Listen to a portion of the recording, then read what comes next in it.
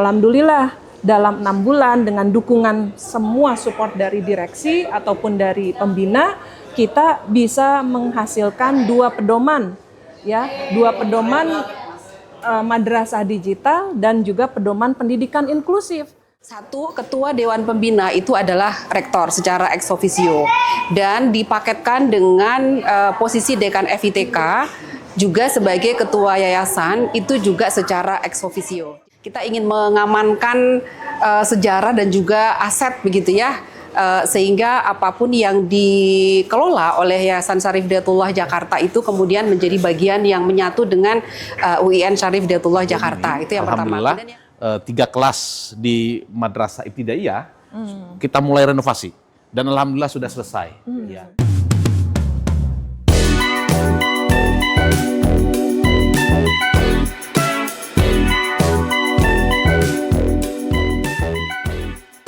Assalamualaikum warahmatullahi wabarakatuh. Waalaikumsalam. Ketemu lagi dengan saya Bu Yaya dan rekan saya ya di podcast MP. Halo podcast Sobat MP. Ya, hari ini kita masih ada di Garut nih ya Pak Umam ya. Ya masih dengan nuansa yang dingin, pegunungannya yang sejuk. Pokoknya gitulah. Oke, kita ketemu lagi di topik yang berbeda ya. Kalau kemarin kita di episode sebelumnya kita membahas tentang bagaimana mengulik sisi sejarah dan pendidikan di MP ini. Nah, kali ini kita bersama dengan narasumber yang berbeda dan topik yang berbeda, lebih dalam lagi. Kita akan membahas di aspek akademiknya nih, aspek akademik, pengembangan fasilitas dan penguatan sumber daya manusia. Karena sebuah institusi itu tidak hanya tumbuh dari visi dan misi yang besar, tetapi juga dari kualitas akademiknya, fasilitas yang mendukung, serta tenaga pendidik dan kependidikan sebagai penggerak utamanya. Untuk membahas hal tersebut telah hadir bersama kita Ibu Profesor Azkia Siti Nurul Azkia ya, MSc PhD sebagai Dekan Fakultas Ilmu Tarbiyah dan Keguruan UIN Syarif Hidayatullah Jakarta, juga Ketua Yayasan Sejahtera Syahid, juga sebagai Ketua Yayasan Syarif Hidayatullah Jakarta dan Ketua Yayasan Perguruan Triguna Utama Syarif Hidayatullah Jakarta. Selamat sore, Prof. Terima kasih sudah mengundang saya di kesempatan podcast kali ini. Sama-sama Prof. Dan narasumber kita yang kedua ada Ibu Profesor Dr. Zulfiani MPD. Ya. Selamat sore. Ya, selaku Wakil Direktur Badan Usaha Sekolah Bidang Akademik dan IT. Dan satu lagi nih narasumber kita yang ketiga, ketemu dengan Bapak Abdul Halim Mahmudi SAMM ya. Beliau selaku Wakil Direktur Badan Usaha Sekolah Bidang Umum dan Keuangan. Selamat sore. Sore Ibu Wiyaya, sehat selalu ya. Alhamdulillah sehat. Ya, Mr. Umam, kita bisa ngulik nih apa saja yang sedang hits ya. Kita langsung aja. Langsung aja deh pokoknya ya, setelah proses integrasi ini apa aja sih yang sebenarnya. Siap. Kita langsung masuk ke Prof. Askia aja langsung ya? Boleh. Iya. Nah, berhubung Prof. Askia ini juga ada 3 yayasan tadi ya, gitu ya. Nah, kita mau tanya fungsi yayasan itu sendiri tuh apa gitu, Prof? Apalagi nih Terutama di MP ya. terutama di MP seperti itu. Silakan, Prof. Baik, terima kasih atas pertanyaannya. Saya langsung saja ingin menggarisbawahi 2 hal gitu ya. Dan ini juga penting untuk disampaikan ke masyarakat begitu ya, bahwa Yayasan Syarif Hidayatullah Jakarta yang menaungi Madrasah Pembangunan itu pertama dengan akte dan SK dari Menkum yang baru itu kita ingin menggarisbawahi bahwa yang pertama kita mengembalikan keberadaan organ yayasan ini seperti yang sudah ada pada waktu awal begitu ya. Jadi kita mengembalikan satu, ketua Dewan Pembina itu adalah rektor secara ex officio dan dipaketkan dengan posisi dekan FITK juga sebagai ketua yayasan itu juga secara ex officio. Jadi dalam konteks ini kita ingin mengamankan sejarah dan juga aset begitu ya. Sehingga apapun yang dikelola oleh Yayasan Syarif Hidayatullah Jakarta itu kemudian menjadi bagian yang menyatu dengan UIN Syarif Hidayatullah Jakarta. Itu yang pertama. Kemudian yang kedua terkait dengan fungsi dari pada yayasan itu sendiri. Berbeda dengan yang sebelumnya, jadi yayasan saat ini fungsinya lebih kepada administratif untuk ijob, perizinan madrasah, dan juga untuk memberi keamanan dan juga kepastian kepada para guru sehingga TPG-nya tetap bisa berlangsung dan aman gitu ya. Dan ini harapannya tentu memberikan rasa kenyamanan dan juga kepuasan secara batiniah kepada Bapak Ibu guru sehingga bisa memberikan layanan yang excellent gitu ya dan untuk prima layanan ya pastinya. Pendidikan. Jadi itu ya fungsi utama dari keberadaan yayasan saat ini. Itu saya kira dua hal penting yang ingin saya garis bawahi terkait dengan keberadaan yayasan saat ini. Ya, gitu tapi ya. jadi intinya sebenarnya kembali ke marwah semula ya. Betul, betul. Betul. Ketua Dewan Pembina secara ex officio. Jadi siapapun rektornya nanti Memang seperti itu akan prosesnya. menjadi ketua Dewan Pembina, mengembalikan kepada marwah yang Marwah dari yang awal semula. sudah ditentukan sebenarnya Yang- oleh dan para sudah dibangun pendahulu, dari oleh para rektor pendahulu. sebelumnya. Oke, Begitu. wah luar biasa. Ini seru banget nih ya, Miss Yaya ya. Cuma kita beralih dulu ke Prof. Zul. Karena integrasi MP itu kan udah 6 bulan ya, kalau nggak salah. 6 bulan lebih lah ya gitu. Pasti ada pencapaian-pencapaian. Nah khususnya di pendidikan nih. Kalau di MP itu sendiri, kira-kira dari Prof. Zul nih, bisa dijelaskan nggak itu pencapaiannya apa aja? Alhamdulillah dalam 6 bulan dengan dukungan semua support dari direksi ataupun dari pembina, kita bisa menghasilkan 2 pedoman ya, 2 pedoman madrasah digital dan juga pedoman pendidikan inklusif, sehingga kita punya standar yang bisa menjalani atau mendampingi teman-teman ataupun Bapak Ibu guru yang ada di Madrasah Pembangunan agar kita tidak mengalami yang namanya malpraktek begitu ya. Kebingungan atau kesalahan ya dalam melakukan pendidikan itu sendiri. Jadi ini syukur alhamdulillah, mudah-mudahan 6 bulan ke depan kita akan melaksanakan atau mengimplementasikan, dan tentu saja kita punya timeline-nya. Timeline untuk 2 fondamen ini, tahun pertama kita akan menyusun, kita sudah menyusun pedoman dan juga juknisnya. Nah, juknis ini lebih operasional dan syukur alhamdulillah MP sudah punya LMS Smart MP ya. Dengan demikian kita akan menyimpan informasi baik itu juknis itu di LMS Smart MP sehingga guru, orang tua, siswa itu mengetahui akan adanya rambu-rambu tersebut begitu. Jadi bisa diakses secara bebas. Nah, tahun kedua baru saya bilang sama Pak Wadir, Pak, tahun kedua kita akan menyiapkan sarana prasarana untuk pendidikan inklusif. Nah, sambil merapikan. Tahun ketiganya, insya Allah kita akan tentu saja menerima siswa-siswa ataupun boleh dikatakan merupakan kombinasi dari pendidikan inklusi, insya Allah. Nah, jadi semuanya berproses. Jadi kita nggak mau sporadis. Jadi untuk tahun pertama ini kita akan susun pedoman dan mensosialisasikannya kepada seluruh sivitas ataupun siswa, guru, dan orang tua. Nah, baru tahun kedua ada proyeksi untuk melengkapi fasilitas dan sarana prasarana. Tahun ketiga baru kita akan menerima siswa yang tadi saya sampaikan inklusi tersebut. Mungkin itu Bu Yaya dan Pertama kayaknya yang kedua itu kan lebih ke sarana. pertumbuhan itu. Betul. Kerjasama atau Oh iya, betul.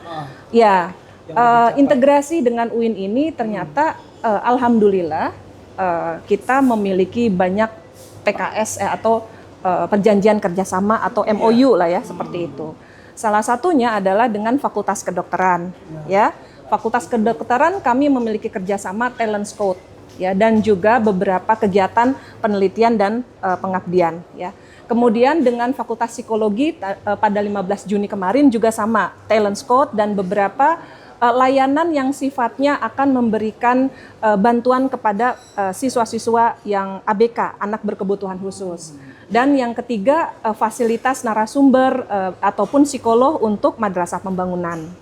Nah, selain itu kerjasama yang sudah dibina juga adalah kerjasama dengan tim Tilawati cabang Banten, ya, atau cabang Tangerang Selatan Provinsi Banten. Nah, ini merupakan satu bentuk kesungguhan dari madrasah pembangunan agar kemampuan siswa dalam membaca Al-Quran dan juga pembentukan karakter itu menjadi lebih punya standar yang tepat begitu ya.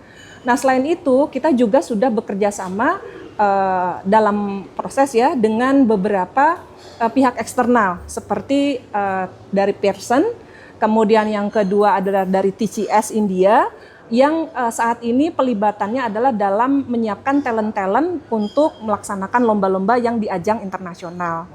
Nah, dengan demikian harapannya tentu kerjasama dengan pihak eksternal ini juga bisa membawa madrasah pembangunan untuk bisa global ataupun mendunia. Terakhir, Luar biasa. 6 bulan loh. terakhir Mas Umam, kerjasama kita dengan pihak Samsung itu memberikan satu kerjasama yang komprehensif, bukan saja kerjasama dalam menyiapkan perangkat gadget ya, tetapi juga Samsung membantu dalam menciptakan ekosistem yang komprehensif. Kerjasama dengan Samsung ini tidak hanya kerjasama dalam penyediaan gadgetnya, tetapi juga termasuk brainware-nya. Jadi guru-guru akan dilatih oleh pihak Samsung yang khusus namanya Sevi gitu ya. Sevi ini akan membantu kita Bapak Ibu guru sehingga nanti dalam pemanfaatan gadget ataupun perangkat digitalnya itu tetap sesuai dengan rule yang memang dikaitkan dengan literasi digital. Dan buahnya adalah mereka juga ingin mengangkat bekerja sama dengan kita itu ingin mengangkat kita sebagai Samsung The Lighthouse. Jadi semacam satu proyek percontohan yang akan memberikan satu eksibisi ya, pertunjukan kepada dunia luar, ada sekolah yang siap bekerja sama dengan Samsung dan juga terus membina bukan hanya perangkatnya tetapi juga ekosistem yang bisa berkelanjutan. Begitu, insyaallah. Amazing. Korek lagi banyak lagi nih. Bisa selesai besok.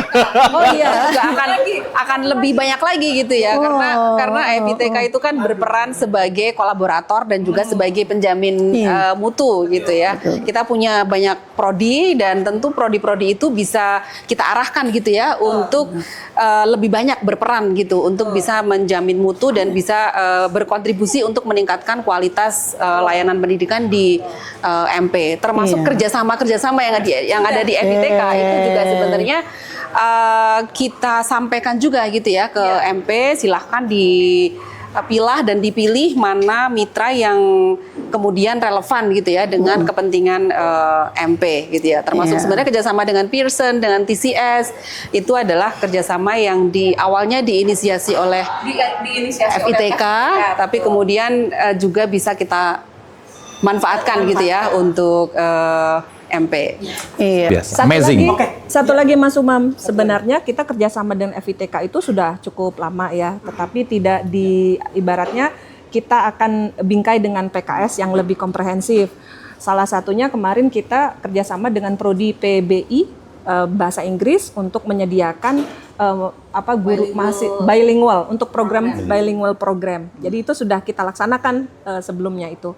Nah itu bagian dari kerjasama. Artinya ini ya banyak yang ngantri insya Allah ya untuk kerjasama, penguatan di pertumbuhan MPT itu sendiri gitu ya. Satu lagi Mas Umam.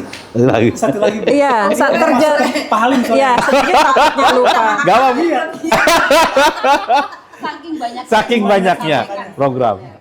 Nah, untuk mengawal adab digital, salah satunya kita bekerja sama dengan Komdigi, Direktorat Penyelidikan. Iya, Komdigi ya.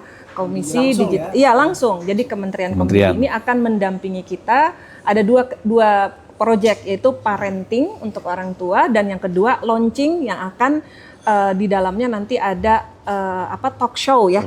Talk show. Nanti kita akan menghadirkan influencer yang untuk anak muda, untuk mereka bisa istilahnya memanfaatkan atau menggunakan perangkat digital secara bijak. Aman dan bijak. Nah, monggo sekarang. Aduh, Mr. Umar, sebelum lanjut ke pertanyaan untuk Pak Halim, kita hangatkan dulu suasana kita di sore ini. Ya, di Garut kan tahu ya, suasana pegunungan dingin banget. Kita mesti angetin nih, ada udang jahe yang bisa kita nikmatin. Pas banget ini ya. Aduh, iya.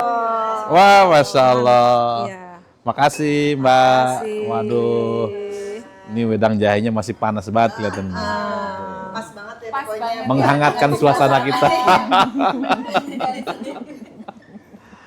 Masih. Makasih, Mbak. Diminum dulu ya. Sebelum ngomong. Boleh.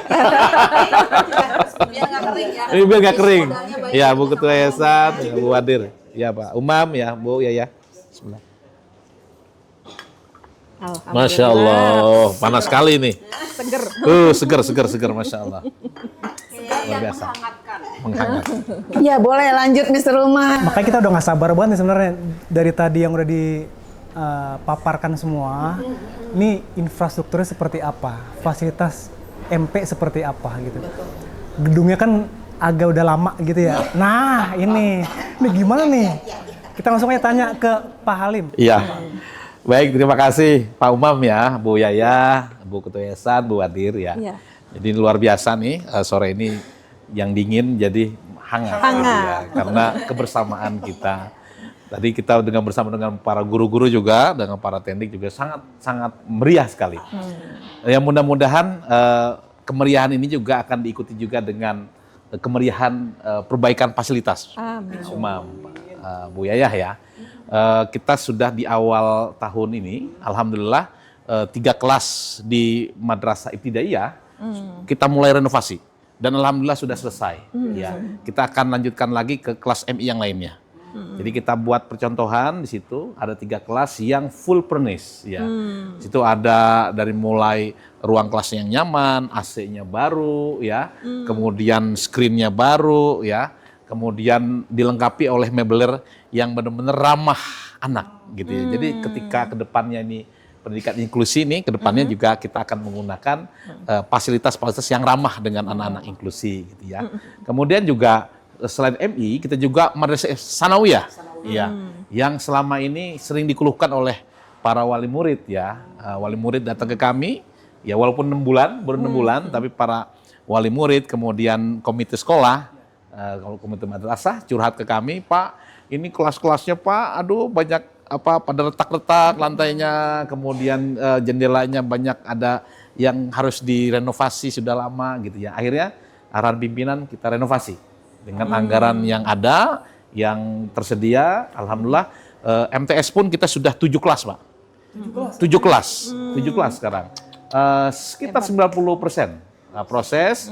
Mudah-mudahan di tahun ajaran besok ya baru ini di 2026-27 ini kita anak-anak baru kita, anak-anak murid baru kita bisa merasakan kelas baru.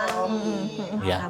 Dengan fasilitas yang sangat memuaskan insya Allah mudah-mudahan. Betul, iya. Anak-anak kan kadang ngelihatnya, oh ini sekolahnya kok lantainya jelek atau sebagainya kan itu. Suka komen gitu ya, maka kita mulai perbaiki. Nah makanya kamar mandinya juga Bu Yaya, semua kita ini renovasi. Ya kita perbarui ya dengan menyesuaikan dengan ukuran siswa. Kalau MI kan ada yang ukurannya masih berapa meter ya gitu kan. Jadi disesuaikan fasilitas itu. Kemudian juga aliyah ya Bu Yaya atau tempat Bu Yaya ya di Madrasah Aliyah juga kita sudah mulai renovasi dan masih tahapan 30%. Ya mudah-mudahan di awal bulan Juli nanti itu bisa dinikmati oleh para siswa baru. Insya Allah. Ya. Itu dari sisi aspek sarana prasarana ya. Dan dari aspek lainnya kita juga kembangkan juga yang sekitar wilayah kita desain ada namanya master plan.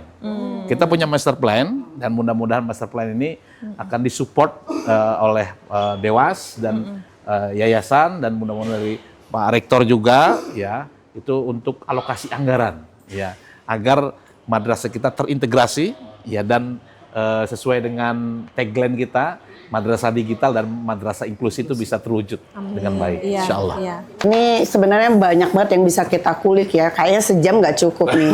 Cuma kita udah kehabisan waktu nih Mr. Umet. Kita udah di penghujung acara, udah habis waktunya Mr. Umet. Nah makanya sebelum kita tutup, kita pengen minta closing statement dari Prof. Azkia, Prof. Zulfi, dan Pak Halim ya, terkait tentang harapan juga motivasi atau pandangan singkat mengenai masa depan MP. Silakan, Oke. Prof. Baik, saya ingin mengajak Bapak, Ibu, guru dan juga masyarakat semua untuk tidak resah gitu ya dengan berbagai berita yang simpang siur di luar sana, dan kita berharap dengan integrasi MP ini ke BLU UIN Syarif Hidayatullah Jakarta, kita ingin menunjukkan bahwa UIN akan mengawal perbaikan mutu MP. Jadi saya mengajak Bapak Ibu semua, para orang tua, untuk terus mendukung keberadaan kami, integrasi antara MP UIN Jakarta ke dalam BLU UIN Jakarta, dan kita bisa maju bersama. Oke, terima kasih Prof. Azkia. Boleh dilanjut Prof. Zulfi. Terima kasih Bapak Ibu yang sudah menitipkan putra-putrinya bersekolah di Madrasah Pembangunan. Tentu itu merupakan sebuah kepercayaan dan juga amanah yang ingin kami tunaikan.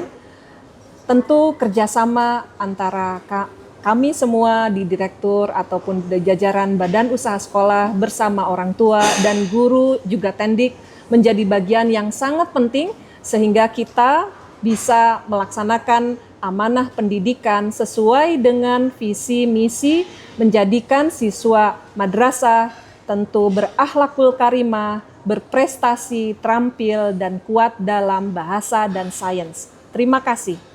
Ya, boleh. Terima kasih Prof. Zulfi. Selanjutnya, Ya. Bapak Halim. Terima kasih ya Bu Yayah, Pak Umam. Dalam sebuah kaidah dikatakan al-muhafazatu alal qadimi as-salih wal akhdhu bil jadidil aslah. Artinya bahwa Madrasah Pembangunan di bawah Badan Usaha Sekolah ini akan menjaga tradisi ya, budaya yang sudah bagus, yang hebat-hebat, yang sudah kita kenal sejak lama, dan wal akhdhu bil jadidil aslah, dan kita akan mengambil yang baru, yang lebih baik lagi. Ya, itu pun yang lebih baik lagi kita lihat ke depannya. Maka, ayo Bapak Ibu sekalian, jangan ragu untuk sekolahkan putra-putrinya di Madrasah Pembangunan UIN Jakarta di bawah Badan Usaha Sekolah UIN Syarif Hidayatullah Jakarta.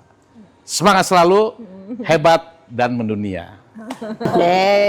Masya Allah, ya. Terima kasih nih Prof. Azkia, Prof. Zulfi, dan Pak Halim ya atas kehadirannya yang telah membagi pemikiran, pengalaman juga wawasan ya. Semoga diskusi ini memberikan manfaat, gambaran. Karena hakikatnya bahwa institusi yang besar itu dibangun oleh akademik yang kuat, fasilitas yang memadai, dan sumber daya manusia yang unggul. Sampai jumpa di podcast episode selanjutnya. Saya Yaya Zakia dan Pak Umam.